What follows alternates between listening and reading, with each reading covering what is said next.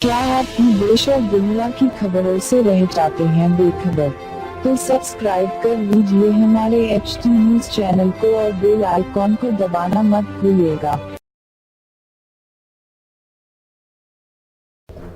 नागरिकता संशोधन कानून के खिलाफ देश भर में विरोध प्रदर्शन जारी है, तो वहीं AIMIM के चीफ असदुद्दीन ओवैसी ने नागरिकता संशोधन कानून के खिलाफ सुप्रीम कोर्ट का रुख किया है।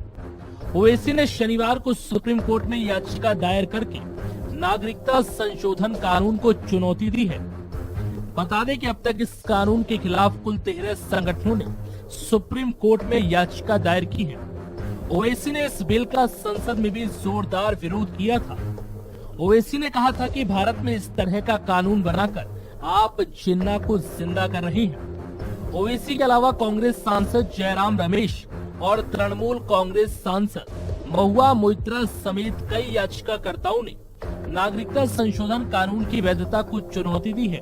इन सभी याचिकाओं में कहा गया है कि नागरिकता कानून में संशोधन संविधान के बुनियादी ढांचे और समानता के अधिकार समेत मौलिक अधिकारों का हनन करता है। बता दें कि नागरिकता कानून के खिलाफ याचिकाओं पर सुप्रीम कोर्ट 18 दिसंबर को सुनवाई कर सकता है। बता दें कि नए नागरिकता कानून के मुताबिक 31 दिसंबर 2018 तक पाकिस्तान, बांग्लादेश और अफगानिस्तान से भारत आए हिंदू, सिख, बौद्ध, जैन, पारसी और ईसाई समुदाय के सदस्यों को भारत की सदस्यता दी जाएगी। इनको अवैध शरणार्थी नहीं माना जाएगा। फिलहाल इस खबर में इतना ही।